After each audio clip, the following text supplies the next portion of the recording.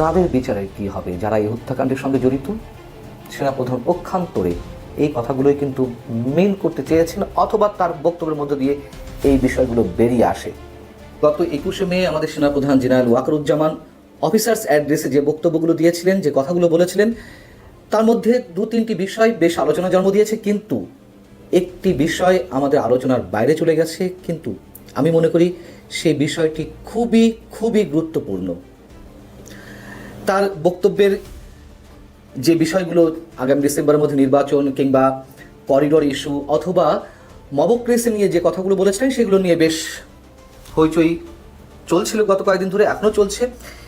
কিন্তু সেদিন সামরিক কর্মকর্তারা যে একটি ভয়ঙ্কর গুরুত্বপূর্ণ প্রশ্ন তুলেছিলেন, জুলাই আগস্ট হত্যাকাণ্ড নিয়ে জাতিসংঘ রিপোর্ট দেওয়ার ক্ষেত্রে তারা আগে সেনাবাহিনীর কারোর সঙ্গে কোনো কথা বলেনি কেন? এই প্রশ্নের উত্তরে সেনাপ্রধান যে কথাগুলো বলেছিলেন, কোনো কোনো গণমাধ্যমে এসেছে, কিন্তু আলোচনার জন্ম দেয়নি সেভাবে। তিনি কি বলেছিলেন এবং কতটা গুরুত্বপূর্ণ সেটি আমাদের একটু দেখা দরকার।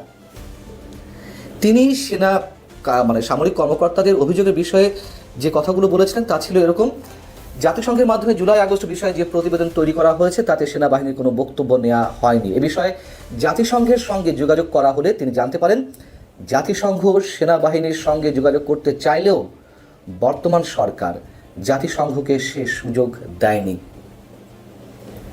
কত মারাত্মক একটি অভিযোগ সেনাপ্রধানের মুখ থেকে বেরিয়ে এসেছে।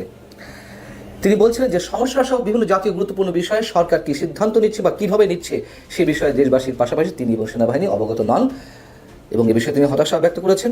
এটি নিয়ে আলোচনা হয়েছে। কিন্তু জুলাই আগস্ট হত্যাকাণ্ড নিয়ে সেনাপ্রধানের ছোট্ট এই বক্তব্যে নিঃসন্দেহে অনেক গুরুত্বপূর্ণ বিষয় জড়িয়ে রয়েছে।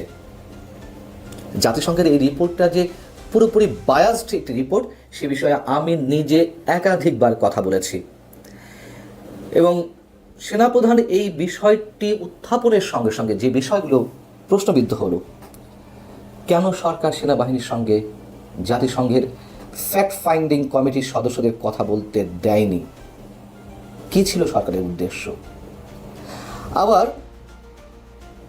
দুদিক থেকেই যদি আমরা ধরি যে সেনাপ্রধান বা সেনাবাহিনীর কর্মকর্তাদের বক্তব্য নেওয়া, তাদের ইন্টারভিউ করা, যে কোনো দিক থেকেই এটি অনেক বেশি গুরুত্বপূর্ণ ছিল। একটা হচ্ছে নিশ্চয়ই 5 আগস্টের যে অভ্যুত্থানটি কথিত সফল হলো, সেই সফলতার অন্যতম কৃতিত্ব তো সেনাবাহিনীকে দিতে হবে। অথবা যদি বলি যারা সেনাবাহিনীকে অভিযুক্ত করেছেন এর আগে, 5 আগস্টের আগে বৈষম্য বিরোধী আন্দোলনে গুলি চালানোর জন্য, সেদিক থেকেও তো তাদের ইন্টারভিউ করার কথা কোনো কোনো সদস্যের, কেন করা হলো না? এবং আমরা তো জানি এটি ঢাকা বিশ্ববিদ্যালয়ের শাখা শিবিরের সাবেক সভাপতি সাদিক কায়েম, তিনি ফ্যাক্ট ফাইন্ডিংস কমিটিকে শুরু থেকে শেষ পর্যন্ত সহযোগিতায় ছিলেন। এটি সাদিক কায়েম নিজে তার ফেসবুকে বলেছেন। সেই কমিটির রিপোর্ট কতটা বায়াসড হতে পারে, কতটা আনবায়াসড হতে পারে, সে সম্পর্কে আমাদের নিশ্চয়ই ধারণা থাকতে পারে। এবং জাতিসংঘ, আমি যেটুকু জানি, জাতিসংঘ চেয়েছিল 30শে সেপ্টেম্বর পর্যন্ত সব ধরনের হত্যাকাণ্ড কিংবা অবিচার, অপরাধমূলক যেসব কর্মকাণ্ড, পুলিশের উপর আক্রমণ, মানুষের বাড়িঘরে লুটতরাজ সহ সব কিছুর তদন্ত করতে চেয়েছিল, কিন্তু সরকার সেটিও দেয়নি। সরকার বাধা দিয়েছিল এবং সরকারের বক্তব্য ছিল 5 আগস্ট পর্যন্ত তদন্ত করা যেতে পারে।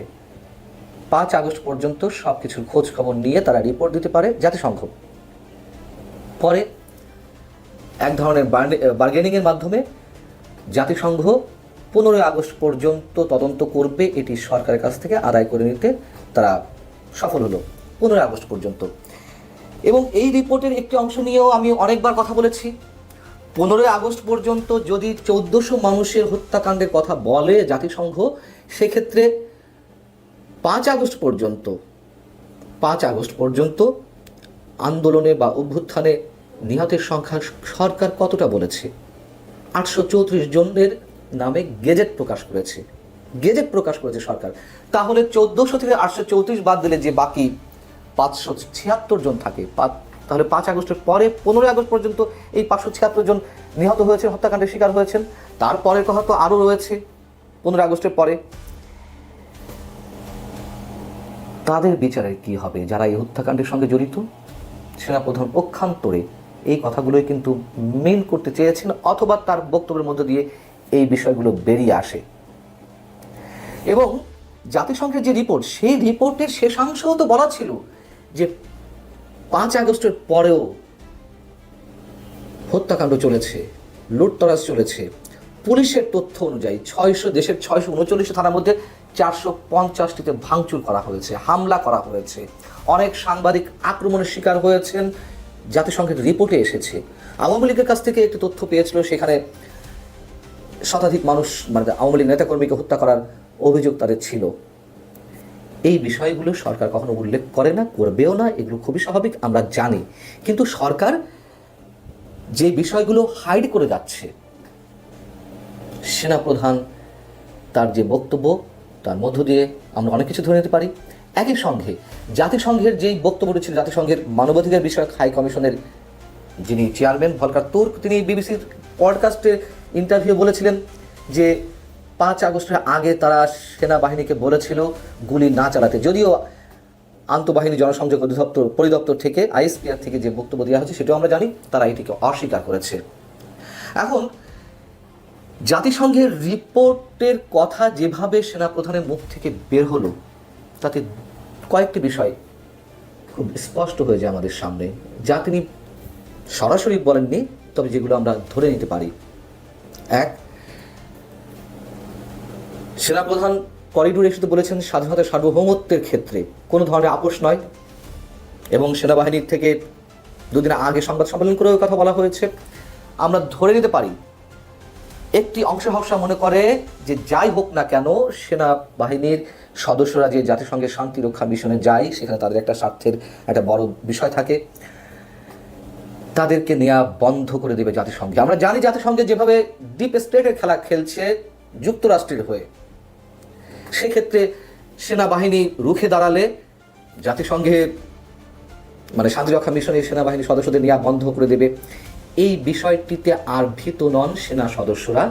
সেনাপ্রধানের যে সরাসরি বক্তব্য, সেই বক্তব্যের মধ্য দিয়েই এটি বেরিয়ে আসে। এবং এই রিপোর্ট যে সেনাবাহিনীর কাছে কোনোভাবে গ্রহণযোগ্য নয়, সরকার যেখানে নিষেধ করেছে, বাধা দিয়েছে জাতিসংঘকে সেনাবাহিনীর বক্তব্য নিতে, এবং সেটি নেওয়া হয়নি। যেহেতু নেওয়া হয়নি, সেহেতু যথেষ্ট বিতর্কিত এই রিপোর্ট সেনাবাহিনীর কাছে গ্রহণযোগ্য নয়। অথচ সেই রিপোর্টকে কথায় কথায় ডক্টর ইউনূস সরকার রেফারেন্স হিসেবে ব্যবহার করে। কি জন্য ব্যবহার করে? আওয়ামী লীগের বিচার, আমরা তো সবার হত্যার বিচার চাই, প্রত্যেকটা হত্যার বিচার চাই, কিন্তু যেভাবে খণ্ডিত করা হচ্ছে এই রিপোর্টকে এবং যেভাবে ব্যবহার করা হচ্ছে, এগুলো বেশিদিন টিকবে না। সেনাপ্রধানের এই বক্তব্যটি আমাদের আলোচনায় খুব একটা আসেনি, এবং আবার বলি, নিঃসন্দেহে এটি ডিসেম্বরের মধ্যে যে নির্বাচনের দাবি তার, অথবা মবক্রেসির বিরুদ্ধে তার যে অবস্থান, স্বাধীনতা সার্বভৌমত্বের ক্ষেত্রে করিডোরের বিষয়ে তার যে অবস্থান, সেই একই জায়গা থেকে জাতিসংঘের এই রিপোর্টের বিষয়ে সেনাবাহিনীর কী অবস্থান, সেটিও স্পষ্ট হয়েছে।